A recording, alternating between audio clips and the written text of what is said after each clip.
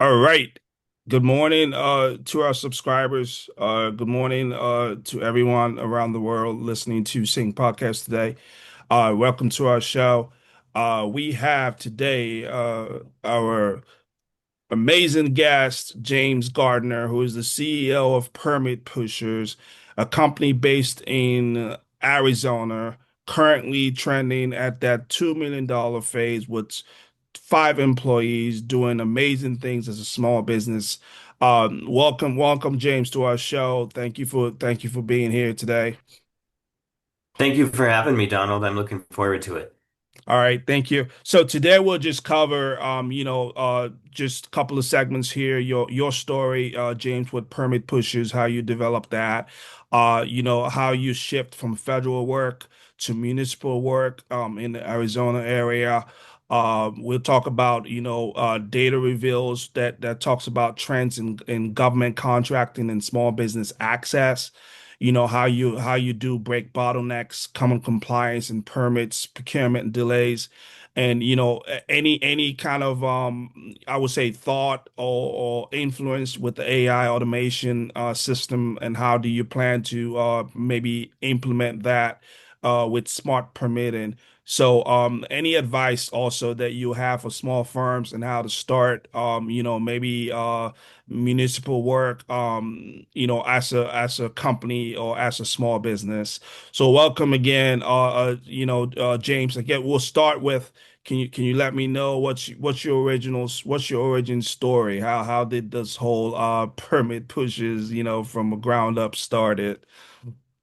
Absolutely, Donald. So Permit Pushers is the name that my mom came up with.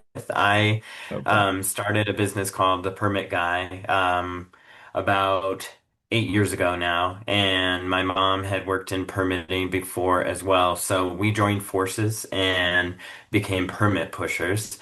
The Permit Guy limited me to one person, and I wanted to grow. So we did that, and Permit Pushers basically began as a way to help individuals who are coming to the counter at a municipal government and having a hard time getting anywhere. Sometimes the people behind the counter are educated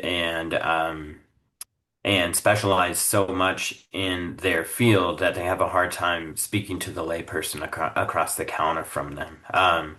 So this business helps to interface between the two. If somebody is having a difficult time getting a permit, they often come to us with their hand-drawn plans in hand, and we help them get that into a permittable package. We also work with governments to do plan review for them. So we work for a few local cities here in Arizona, including Tucson, Kingman, Superior, and a few more. But those are our main clients, and we take some of the workload off of the city government by providing contractors to plan review individuals' permits or contractors' permits for compliance. Awesome, awesome. So, when someone thinks about permit pushers, what is your niche in terms of permits? What type of business industry or do you serve? And are you just focused on just businesses in Arizona? So we serve the commercial and residential construction space. We also work on wastewater systems. We primarily work in Arizona, but we are looking to expand. We work in California, Nevada, and New Mexico, as well as Arizona currently. Okay. We are on the expansion track right now to expand into Western states and have some government contracts in the East as well. So we primarily serve businesses in Arizona currently, but we also serve businesses who do work in the Southwest and West. Okay. Our shift toward um, larger scale is driving us to go into other states as well. Okay, okay, great. Thank you for that. So, we want to just kind of elaborate on your transition story. What is it like, or what has it been like, shifting from federal work to municipal work? What would you say, what would you say the pros and cons are? Sure. So, prior to starting this business, I was a municipal planner. But before that, even I did some work with Matrix Design Group. They were a federal contractor for the DoD. Okay. The DoD does land use planning in conjunction with cities nationwide around their bases. So we worked for the DoD doing those plans. That basically led us to look at federal, state, and local uh, regulatory structures and try to sync those up or make them at least work together. I did a lot of that work during my grad school days, and we really enjoyed that. But competing for DoD contracts requires a scale that I haven't built up to yet. So we've gone more local and started to focus on municipal work as well as our private sector work. So the municipal work is a little easier because it's one set of regulatory structures rather than federal, state, and local combined. Basically, we learn the local codes and requirements and then help them apply those to plan reviews. And that actually helps us with our private sector work as well because we know those codes inside and out. Okay, okay, thank you. And again, we all, even I know that the DoD is not an agency that is easy to get started with. Very true. Right. So as a small business owner, and let's say you're thinking about maybe getting in the federal space or getting one of these large DoD contracts. So how would you say a small business should get, kind of formulate their access? How would you what kind of steps do you think a small business owner should take? So, one thing I've learned throughout my career, and I'm 37, so I've been working as a planner since I was about 18, 19 during school. Right. So just a short career so far. I've learned that connections are a really big thing. Right. Working with and building relationships with people, both who you know directly, people you've met through other other aspects of your life, and building relationships with them and building meaningful relationships. That connection and that sort of work with folks on the ground really helps when you go to put in a bid. If you're an anonymous person who, is throwing bids out left and right, honestly, your success rate is very low. But if you use your connections and it's not even about using your connections so much as making those connections. If somebody mentions your name in connection with an application, say, "Oh, I know that guy from 10 years ago at this conference. He did great work," that kind of thing. That really helps. It breaks you apart from the pack, so to speak. All right, all right. Thank you for that. So, I would say in that same realm of breaking bottlenecks, common compliance, permit procurement delays, what are the hidden aspect of that in terms of the permit process, right? In terms of maybe when you want to say the cost for small firms and revenue, how would you say the compliance strategy, what should that look like? There are so many steps involved in even a basic permit. So, Breaking bottlenecks is important. One thing that we've done on our end is systematize our intake process. So make sure we're asking the correct questions up front. Okay. Um, by getting all of the information that we need up front, we can then use that information in the upcoming steps. So if there are questions from a government official regarding a permit or from an engineer or an architect, if we're able to answer those without having to wait a few days or a few weeks for an answer from our client or another design professional, we can really break those bottlenecks there. But another way we break bottlenecks is by communicating constantly. We communicate with government officials on an hourly basis, depending on what we're working on. And we communicate with all our design professionals. We work with engineers, architects, draftspeople, and other professionals in our realm who often, have a lot going on themselves. They have other clients. So if we can make sure we communicate the urgency of our project in a respectful manner and follow up if we aren't getting what we need, we can break bottlenecks just by being consistent and communicating in a respectful and consistent manner. All right. Thank you, James. Let's say with permit pushers, based on let's say your trend and your trend and scope for permits, what areas or line of work in this realm of 2025 or maybe going into 26 do you see like a high demand on? Let's say where do you think the business in terms of permits is actually picking at? That's a really great question. We are looking at a slight downturn in housing. I read that housing new starts are down 1.4% here in 2025.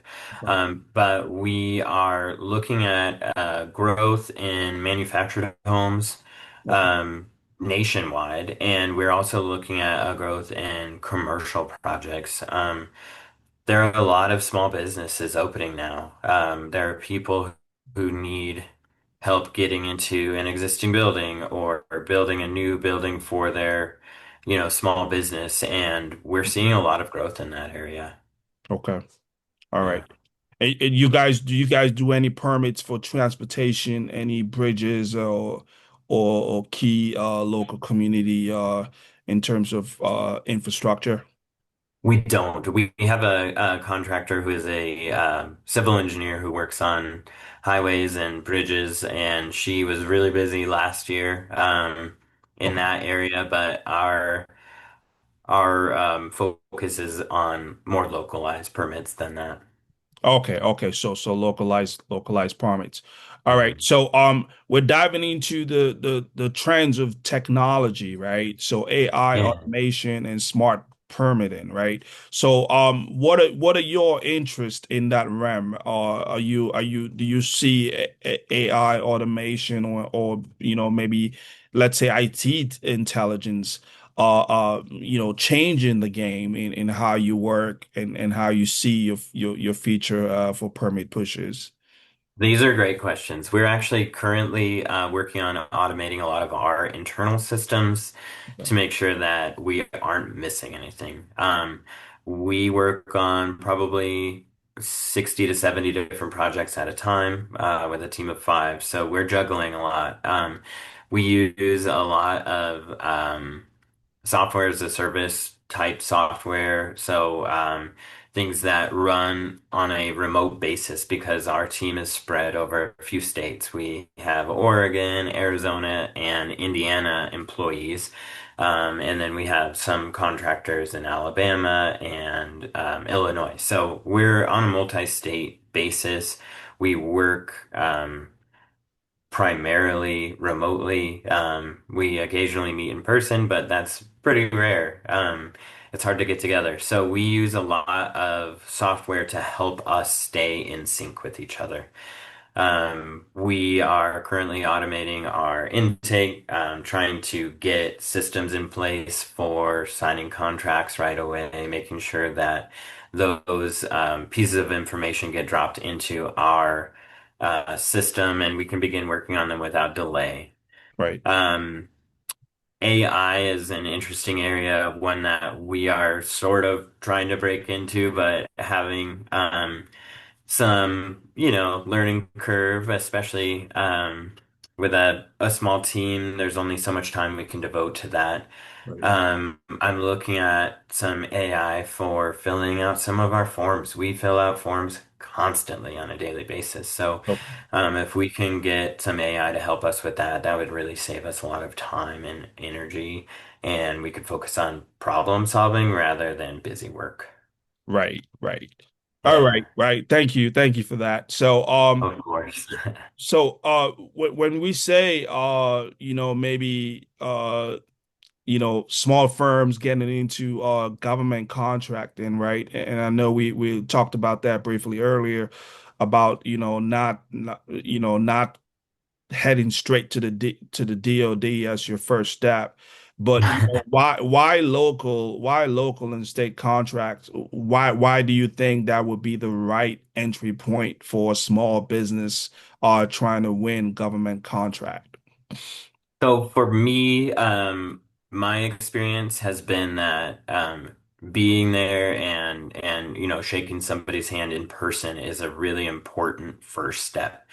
Meeting an individual and understanding their needs and their interests is a really big thing. So in college and in grad school, I spent a lot of time at conferences, doing mentorships, doing honestly a lot of free work to show that I had the talent that I needed to, and basically showing up, being there, and being on time and doing what you say that you're going to do is a huge thing. It's more rare than you would think these days. So.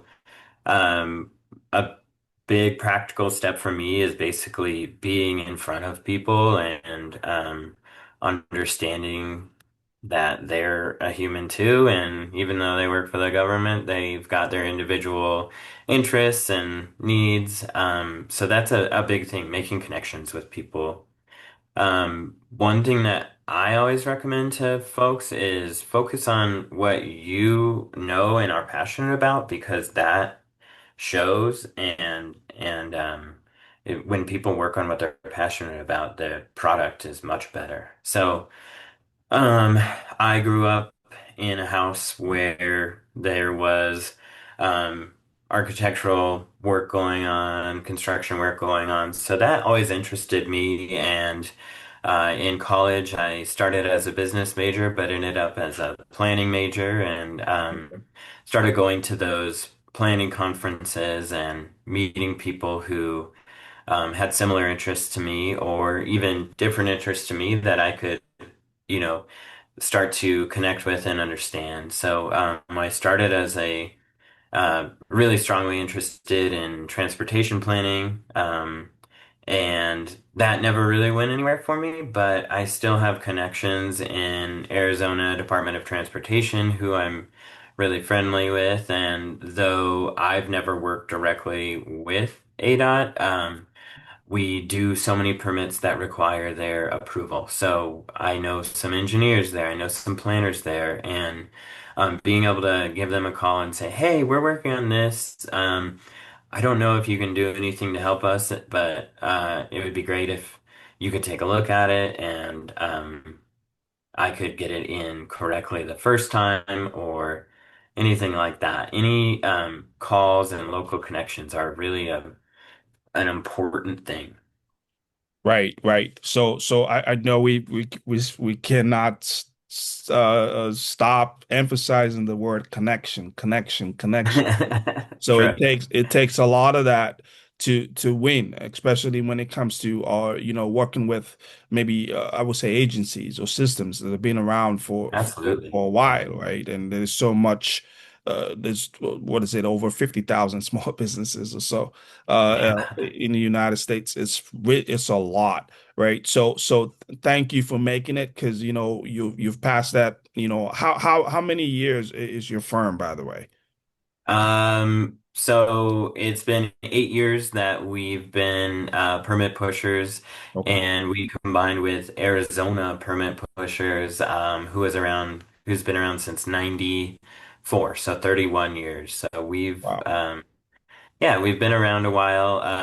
My part in the business has been about 8 years. 8 years. Okay. Well, eight Yeah. years is success. You've passed that, that 2 to 5 years when you figure it out. And then that 5 plus is when you start to perfect it or figure out whether, you can still continue, right? So Yes. great job at that. So Thank you. as you are pivoting into that mature business format. So what do you think the future looks like in terms of your infrastructure, permits and procurement? What is your vision for, let's say, the next 5 to 10 years in construction, permitting, and public sector or vendor engagement?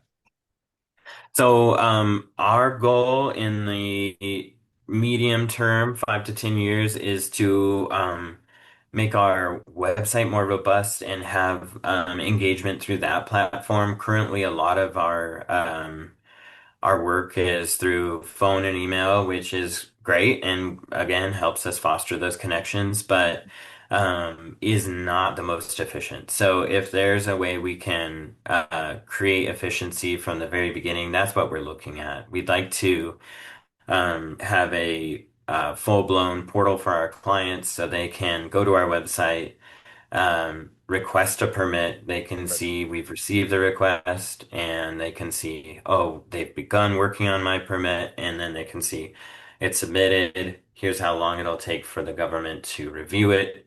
That's our big goal is to make a transparent and efficient website for our clients so that they can track everything from start to finish. Um, that's a big goal for us, and I think it will take 5 years before we get there, but we're on our way.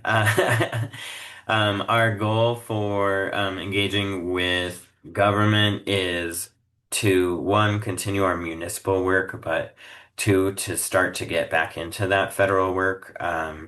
We've started to look at bids for contracts nationwide, and we partner with a larger engineering firm that has about 3,000 employees who can back us up on applications like that. So we can show we have the capacity without having to have all that overhead of a larger firm. Right. So I really, really like that part that you mentioned there, partnership, right? With us in consulting, that's really one of our thing is really partnering with just, business, IT, AI, uh, things that will support us and help us grow. So for you, permit pushers, you have engineering partnerships, and then you have some, I would say, interest in IT and technology. So Definitely. that definitely plays the part with a business, getting all those partnerships to make sure you scale. So I believe based on those comments, you're on the right path of scale. But any other thing you think that you're probably planning to do in terms of scaling? So, one big thing that I'm focused on right now is to build a design team in-house. We currently have draftsmen, engineers, and architects who we work with from different firms, Sure. but I'd really like to take some of that in-house so that we can offer a one-stop shop for our customers. We can currently design site plans, some small wastewater systems, but honestly, what I'd like to see us do is be able to provide sort of generalized plans for homes, businesses, and the like, so that we can be a one-stop shop and allow our clients to engage with one point of contact rather than having to put together all of this information themselves. Okay, okay, thank you. So, design team partnerships, engineering, scaling to more states. Any hiring needs in that area or any peak roles that as a CEO you envision yourself or you think you're going to be needing in maybe in the next, maybe now or maybe 90 days or maybe months. So what Absolutely. those what are those areas that you think you're looking for talent for right now? So, I've been looking at architecture and engineering. So, civil engineering and architects are always going to be in demand, as long as we're building anything, right? Right, So, we've got a civil engineer who we work with, and she basically is our in-house engineer. She's based in Alabama, and she just got her Arizona license, so we're thrilled to have her working with us in-house on that. But we are looking to hire structural and civil designers on a short-term basis, so probably within the next year or so. okay, But one thing that I know that I'm going to need to hire for is somebody working in that IT space, in the AI space, so that we can do something more robust with our website and see engagement in that website in a way that helps our clients as well as our staff, so that we can say, hey, all that information you need is right in this link that we can provide you. right. All right. Well, any final words coming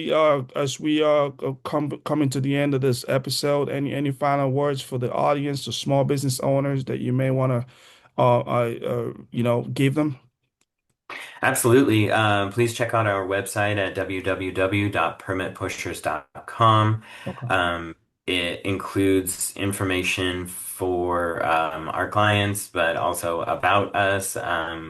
We are a small and family-based business, so it's really important to us that our people shine through. Right. Um, I want to thank you, Donald, for your time today. It's been really fun. This is my first podcast ever, so I appreciate you Okay. having me on. And if I could give your listeners advice for when they're looking to grow their business or anything like that, I would say keep focused and don't let the small, bumps in the road get in your way. Keep your goal in mind. Make sure that you are taking care of yourself and your employees, Right. and focus on what you're really looking for rather than getting hung up on the small roadblocks along the way. Right, right. So thank you for that, James. Want to thank you for coming. We appreciate it as you continue to watch Sync Podcast, continue to subscribe to our channel and help us grow. And as we dive into more episodes and more journey into other small business owners, we all will see where we all continue to align and grow together.